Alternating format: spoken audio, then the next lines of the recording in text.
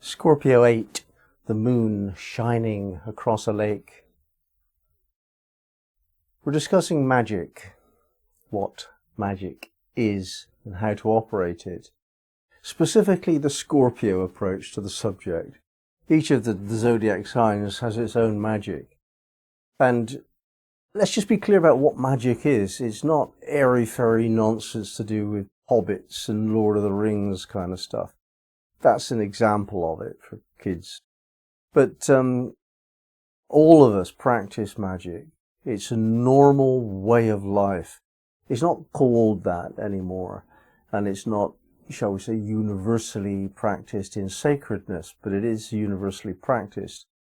The process of moving something from your imagination into measurable facts, that's magic.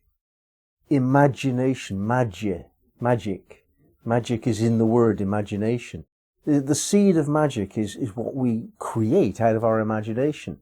Creativity is the functionality of magic in a way. So we're talking about the process we undergo in order to create something which is real in the physical world out of what was nothing at all. It did not exist until I imagined it, and nobody else did.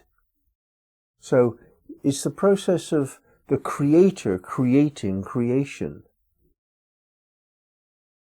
We can see that happened, shall we say, or is happening now on the cosmic level by God, the creator creating creation. But what creation is better described as any million, billion, trillion number of people or things creating creation in their own way. Life is creativity. Life is creation, and we're all creators. That's what it means. We're made in the image of God. We're creators. So the way in which we actually carry out that divine sacred purpose of creating something out of our imagination is described as magic. The moon shining across the lake, that's to do with atmosphere. Nature sometimes, not always, sometimes creates this beautiful moment of rapport where everything is in profound harmony with everything else. It's actually present most of the time in nature, really. It's that we have civilized nature and made it into cities and such places with built-up concrete and so on, where there is no magic. So we can see that the process of aligning with natural power is made evident by the beauty, the harmony, the rapport, the mystical quality that we feel in our surroundings.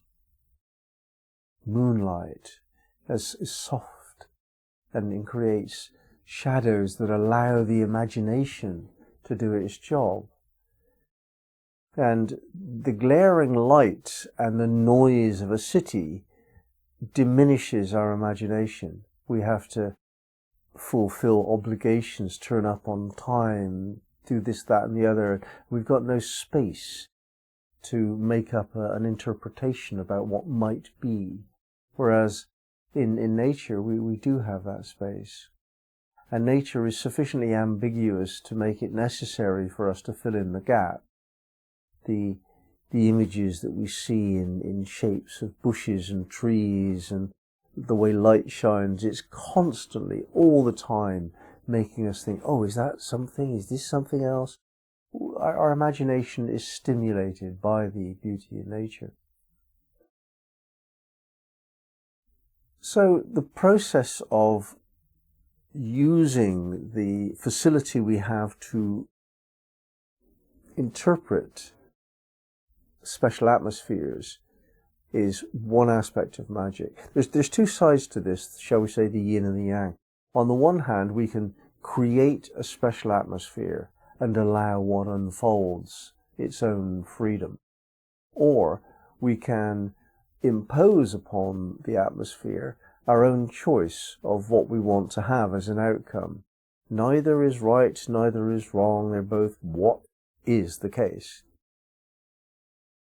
Now those people who just notice atmospheres and respond magically are more yin-like, and those who can create special atmospheres because they've learned how to operate techniques like glamour and charm and ritual.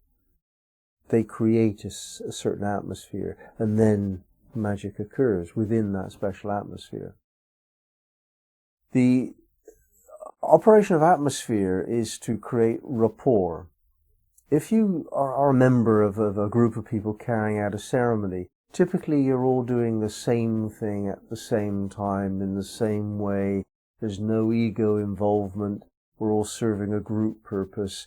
And even on the level of breath, there's this possibility, if you're using chanting, for example, to align the breath.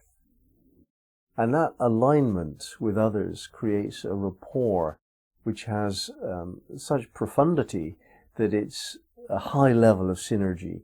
Synergy is when there's more energy available because the whole is greater than the sum of the parts. And magic requires that. It depends upon that. So when we operate magic, we're trying to either use an atmosphere or create an atmosphere which has this special ability to blend a series of individuals into a group consciousness. And that group consciousness has much greater power. If you align your clarity of purpose with others, then the benefits of synergy multiply exponentially. Trying to do something alone is almost impossible. To do it with one other person is a lot easier. But if you have the same intention and you do it with a bunch of people, I mean, unimaginable that you would ever get a bunch of people, like a dozen, to agree exactly. But it has happened. Yeah, a small group, I mean, 3 people, really excellent. 7 people, amazing, if you get them all working towards the same outcome. Now, to do that, you need to create this atmosphere of rapport. So again, I emphasize the spiritual importance, the magical importance of atmosphere, which this degree is underlining. And I think we're aware that the atmospheres that we're talking about, these special moonlit atmospheres, for example, they touch the feelings, and they touch the feelings very deeply indeed. This is no coincidence. It is the passion that we have available to us deep down, it's buried, that creates the magnetism that then creates influence in the world and produces magical results. This passion can be unbridled. If you allow it out without control, it can create a greater result in the world.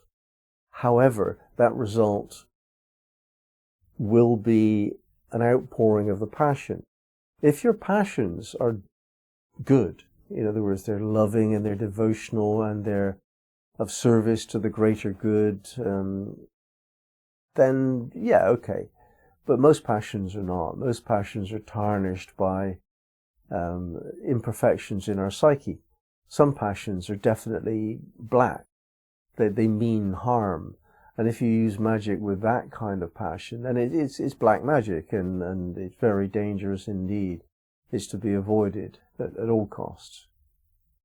And yet, if your intention is good, but you're just not emotionally centered, you're not a realized being, you've got imperfections in your understandings of the nature of reality and how things work. Nevertheless, the outcome, despite your good intentions, will be somewhat distorted. So we have to be very careful not to allow our passions to go unbridled. This is one of the reasons why it's better to do this kind of work in a group. It's because at least someone will point out that you're being too ego-centered in your magical processes, if that's the case. And this is a safety device. However, after working with groups for a good while until you know the process and you're aware of when you're on center and when you're not, then you're likely to want to practice alone. And such things as reading tarot cards and writing stories and creating artworks and there are all manners of expression of magic. These have influence in the world. You change people and they do different things because of your having changed them. And you will find that your mastery of magic gives you an influence in the world which is quite exceptional. The mark of your passing is felt. Whenever you join a group, it changes. Whenever you join any scenario, it changes. Even if you just sit quietly and you hope for something, something changes. It's necessary for you to take that into account and not be too don't pat yourself on the head, complacent about that. Be responsible about that. The influence that you have in the world is a measure of your power, and with power goes responsibility.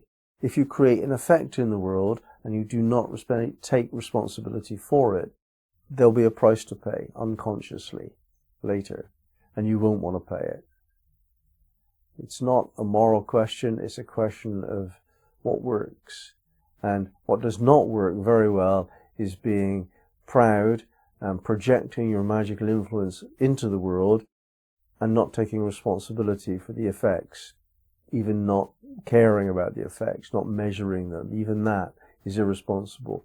You have to know that you're powerful, and you have to expect there to be a change, and you have to look at what has changed and just to see if you can help moderate any damage that's caused or upset that's caused, because people don't necessarily want to change.